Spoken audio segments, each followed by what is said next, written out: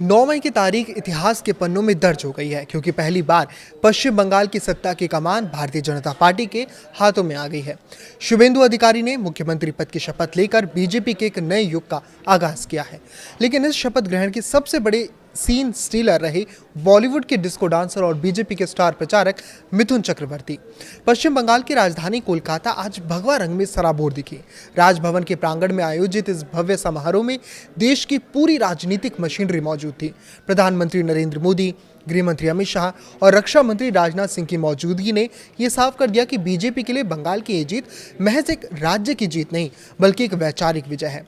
करीब 20 राज्यों के मुख्यमंत्रियों का एक साथ मंच पर जुटना विपक्ष के लिए कड़ा संदेश था। मंच पर पूर्व केंद्रीय मंत्री स्मृति ईरानी, कृषि मंत्री शिवराज सिंह चौहान और उत्तराखंड के मुख्यमंत्री पुष्कर सिंह धामी से लेकर यूपी के मुख्यमंत्री योगी आदित्यनाथ तक दिग्गज नेताओं की कतार लगी थी। लेकिन इन सब के बीच आकर्षण का केंद्र वो व्यक्ति था जिसने बंगाल की गलियों में कोबरा बनकर अपनी रैलियों से लाखों की भीड़ जुटाई थी, मिथुन चक्रवर्ती। सोशल मीडिया पर उनकी तस्वीरें और वीडियो आग की तरह फैल रही हैं। सफेद कुर्ते पजामे और अपने सिग्नेचर स्टाइल में जब मिथुन दा मंच पर पहुंचे तो नजारा देखने लायक था। प्रोटोकॉल की परवाह किए बिना जब गृहमंत्री अमित शाह और राजनाथ सिंह जैसे कद्दावर नेता उनके सम्मान में अपनी कुर्सी से खड़े हुए तो ये उनके कद और पार्टी में उनके योगदान की गवाही दे रहा था। प्रधानमंत्री नरेंद्र मोदी ने भी मिथुन दा से काफी देर तक आत्मीय बातचीत की, जो इस बात का संकेत है कि आने वाले दिनों में बंगाल की शासन व्यवस्था या संगठन में मिथुन चक्रवर्ती की भूमिका बेहद अहम होने वाली है। शुभेंदु अधिकारी का मुख्यमंत्री बनना बंगाल की राजनीति के ममता युग के अवसान और परिवर्तन के असली दावों की अग्नि परीक्षा है। शुभेंदु, जो कभी ममता बनर्जी के सबसे करीबी सिपहसालार थे, आज उनके सबसे बड़े प्रतिद्वंदी के रूप में उभरे हैं। राज्यपाल की ओर से उन्हें शपथ दिलाए जाने के दौरान जिस तरह से जय श्री राम और वंदे मातरम के नारों से पूरा परिसर गूंजा, उसने ये तो साफ कर दिया कि बंगाल की मिट्टी अब एक नई राजनीतिक पहचान के साथ आगे बढ़ने को तैयार है। शिवराज सिंह चौहान और पुष्कर सिंह धामी के साथ मंच साझा करते हुए शुभेंदु ने यह संकेत दिया कि बंगाल अब विकास के उस मॉडल पर चलेगा जिसे बीजेपी शासित राज्यों में डबल इंजन की सरकार कहा जाता है। स्मृति ईरानी की मौजूदगी और उनके बगल में खड़े मिथुन चक्रवर्ती की केमिस्ट्री ने भी लोगों का ध्यान खींचा।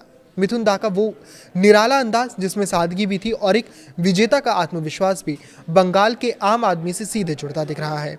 चुनाव के दौरान उनकी रैलियों में उमड़ने वाली लाखों की भीड़ ने ही आज इस जीत की नींव रखी थी। रामदास अठावले जैसे सहयोगियों की उपस्थिति ने एनडीए की एकजुटता को भी बखूबी दर्शाया। ये समारोह केवल सत्ता हस्तांतरण का नहीं था बल्कि बीजेपी का वो मेगा शो था जो आने वाले लोकसभा चुनावों के लिए एक मजबूत मनोवैज्ञानिक बढ़त प्रदान करता है। शुभेंदु अधिकारी के नेतृत्व में बीजेपी की इस पहली सरकार का भविष्य अब इस बात पर निर्भर करेगा कि वो बंगाल की जटिल कानून व्यवस्था और आर्थिक स्थिति को कैसे संभालते हैं। ये जीत जितनी बड़ी है, उम्मीदों का बोझ भी उतना ही भारी है।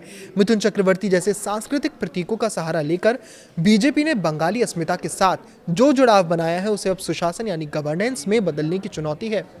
समाज पर इसका प्रभाव गहरा होगा।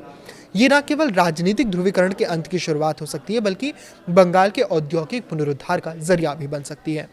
अगर ये सरकार अपनी सोनार बांग्ला की छवि पर खरी उतरती है तो 9 मई की ये तारीख भारतीय राजनीति में एक बड़े बदलाव के प्रस्थान बिंदु के रूप में भी याद की जाएगी।